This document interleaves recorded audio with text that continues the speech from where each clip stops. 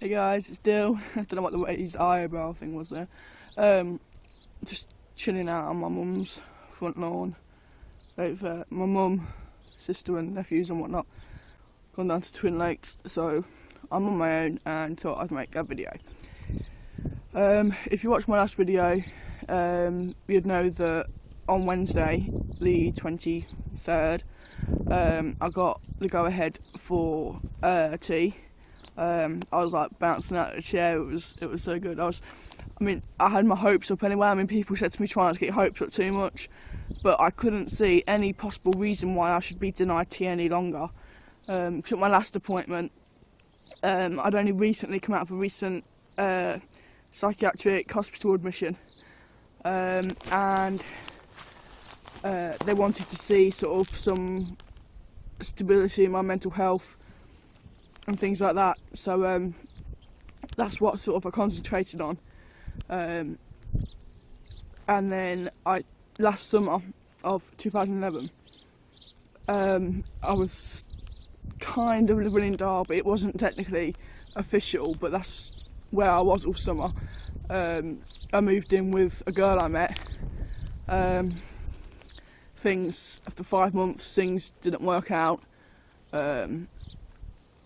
We both kind of went a bit on impulse really when we met each other, and it all happened really quick. But yeah, it didn't work out, but that's fine. It obviously wasn't meant to be, so that's okay. Yeah, so I came back, but because I was in Derby and because I was there, I missed my third appointment, which should have been in September last year. Yeah, let me try and think. I was meant to be going, and originally my girlfriend at the time said she'd come with me and support me and everything, but then she kind of changed her mind. I'm not really sure why. And then she got taken in for an MRI scan anyway, so I went with her to that. That's me waving my feet about. Yeah, so I went with her to that, and then I came back in November after we split up, and I rang Charing Cross, and they said to send in a letter explaining that I'd missed an appointment and would like another one. So I did that, and it took ages to get a letter back from them, and I kept ringing them up, but it finally arrived, and it was dated for the 23rd of May 2012. So yeah, so I went down there. I went down with my friend LJ, and we met up with Kane.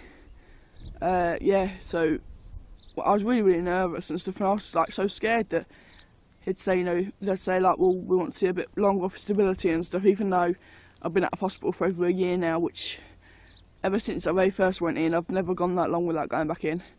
I've got a job, part-time, but it's a job, living on my own, apart from my cats Mowgli and Darcy. But yeah, I was ecstatic when they said that I could start, and it was amazing. And not only that, Dr. Lorimer handwrote my letter so I could take it straight to my GP and get started straight away. He's going to obviously send a proper typed letter to follow, but he said there's no point leaving me to wait another 6 or so weeks for the letter to come through.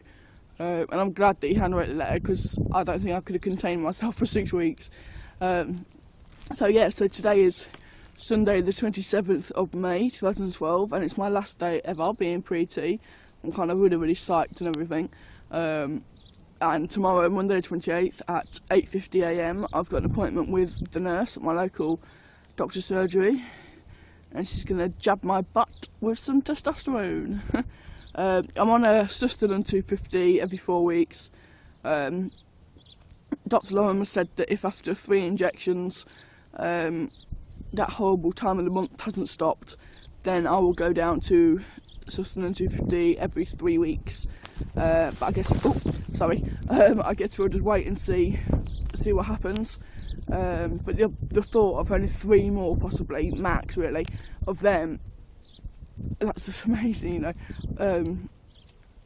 I'm really excited, but it's like, I don't really know, I can't explain it. I mean, you guys that have got your tea and stuff, you'll understand how I'm feeling, but for you guys that haven't quite got your tea yet, just hang in there, because trust me, it's worth the wait, But what's even better about my appointment was that Dr. Lorimer, we sort of discussed chest surgery a little bit, and he said that, I don't know if it's the GIC or the surgeons, but one of them likes you to be on testosterone for about 6 months prior to getting referred for surgery, or getting surgery, sorry. So he said to make an appointment for in about 4 months' time, and we can discuss chest surgery, and that'll be with Dr. Davies, at Charing Cross, not Di Davies, the surgeon.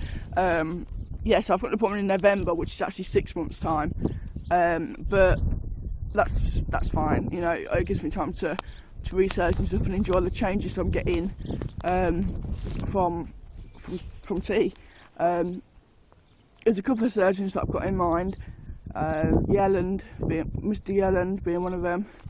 I'm just gonna look into all my options, really. I'm running out of things to say, but I just want to talk, and I've got nobody to talk to.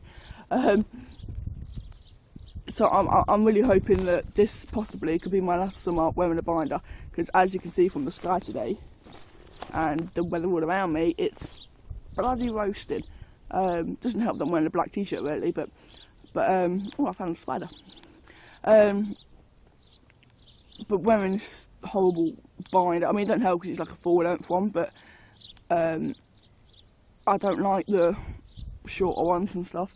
But I should be getting like the technically slimming belts, but I've heard some guys say they're quite good for flattening you out and stuff. So I'm actually going to be I've got some of them coming, 2 of them.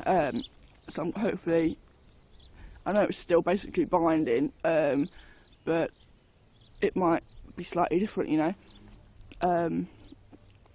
Yeah, that really is all I've got to say. I'm gonna start sort of working out as from tomorrow, like really properly and stuff. So want to sort of lose as much sort of fat as possible and build as much muscle as I can to be in the best shape possible for when top surgery comes along.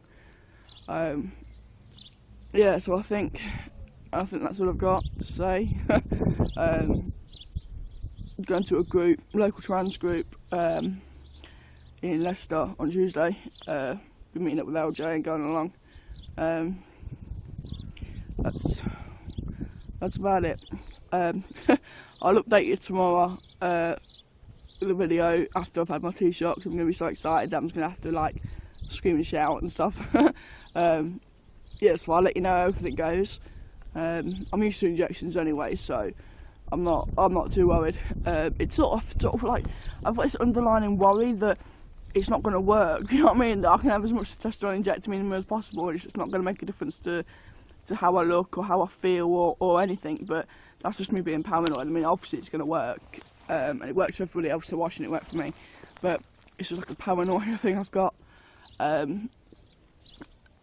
It's almost like not being able to believe that it's really happening. But yeah, I'm really psyched up. So I'll chat to you tomorrow. See you later. End video. Sorry. I'm gonna end.